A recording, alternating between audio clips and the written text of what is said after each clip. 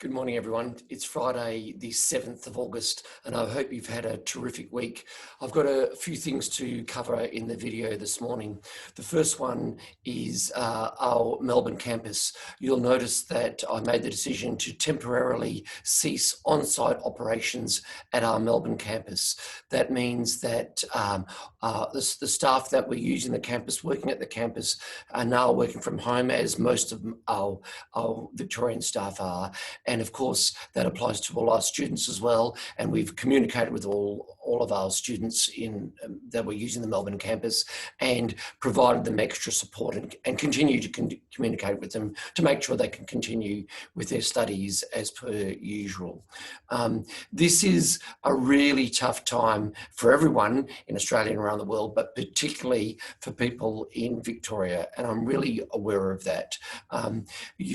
Many of you are working from home, but it means that you are juggling family commitments, kids home from school, perhaps from school or from daycare, and still trying to meet all your work commitments as well. Please know that you don't have to do this alone, even though you're at home. Please contact your supervisor and have a discussion with them if you are struggling, if you need extra help, or if you need to talk about some of the flexible work arrangements that we will work with you on, leave arrangements, other work arrangements and workarounds. So please don't be struggling by yourself. If you need to contact your supervisor, I encourage you to do so. And meanwhile, of course, reach out for others for help, even if it's just for a chat or a virtual cup of coffee with a colleague, and everybody else, do the same thing for each other, okay? I think we're pretty good at this, but this is a really important time for Victoria.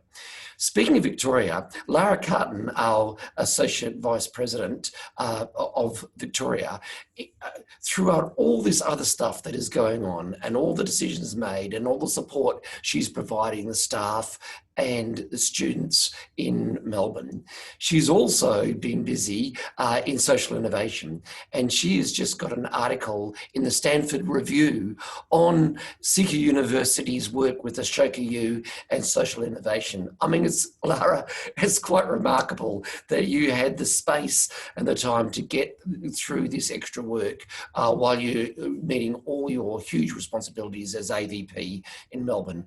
I know that you've taken on board a lot of the stress and a lot of the worry of all your colleagues, because you care so much about it, about them and about the university. And for you to be able to find the time to get Seeker University recognised internationally in the Stanford Review is really very good work. So well done there. Speaking of people that we're really proud of, I've just heard about 4 of our graduate certificate re-entry nursing students. 4 of them, they're on placement in Melbourne as part of the work placement. I'm going to give you their names. They're Michelle Tomlinson, Emma Keating, Maria Mensink, and Min Wan. And they've been asked by their workplace, even though they're just on placement, to stay and continue helping in the hospitals. They are really keen to do that. And so that's what's going on. They're lending a hand above and beyond the work placement requirements of their grad cert studies, because they know that they are needed. They've got the experience, and the workplace is really keen for them to keep them there as well. That is so cool. It is just such a contribution and a sacrifice to the community by our students. So I'm really proud of it. So well done, Michelle, Emma, Maria, and Min. And if any of you see them, please pass on the word that the university is really, really proud of them. You'll also have heard that this week that I made the decision that any staff and students using our Sydney campus are required to wear a mask. This is a recommendation from the Premier and from the Chief Health Officer in New South Wales, and we are recommending that people wear a mask throughout New South Wales, but we are certainly expecting that on our campus. So let's be clear about that. Meanwhile, Queensland has closed its borders now, not just to Victoria, but to everyone in New South Wales. So that is going to reduce, not that there was a lot of travel going on at Seeker University at the moment, but that will further restrict any of our travel as appropriate. If there seems to be a lot of things that I'm talking about now and all the changes, and every week there seems to be changes. Can I remind you all that you don't have to be sitting there wondering. We update our frequently asked questions on StaffNet all the time. So if you haven't had a look at the FAQs on StaffNet for a while and you're wondering about, some aspect of COVID-19 restrictions or anything else, please go to the FAQs. But meanwhile, if you're still wondering and you don't have clarity, please yell out to your supervisors and escalate it if you need to get those answers. Now, speaking of communications, I know that our vice presidents are meeting with all their divisions. Some of them have it happen this week, I understand, but they're specifically trying to increase the communications through their divisions, and some of them will happen next week. So if you get an invite to attend, please do so for a couple of reasons. One, you'll be able to connect with your colleagues, the colleagues that you work more closely with.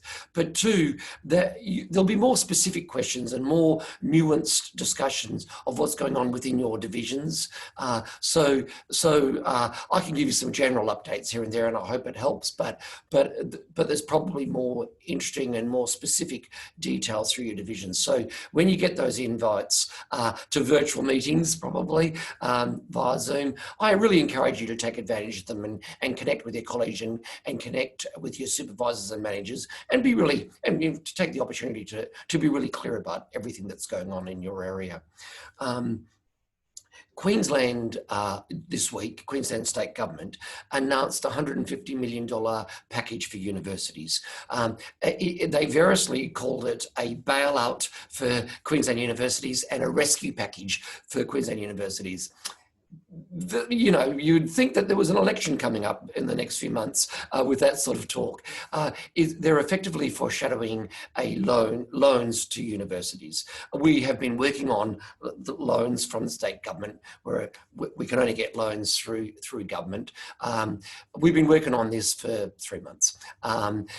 We do expect to be able to have some loans, and clearly a loan is not a bailout in that you have to repay them into the future. But nonetheless, it's welcome. I'm glad they've made the announcement, the Premier's made the announcement. It wasn't a lot of news for us. We're actually still waiting on the detail. And we've been working with QTC and the state government for, well, literally months now to work out that detail. I'm sure we'll hear the detail soon, but I might be over-egging a little bit, calling it a bailout or a rescue package.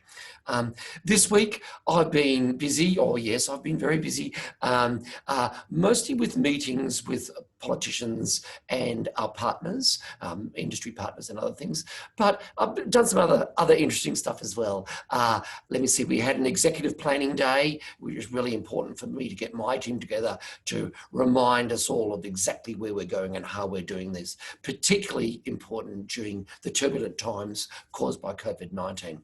That was a really productive day. I've created a few videos this week for various events coming up, virtual graduations and other things. Really excited about that.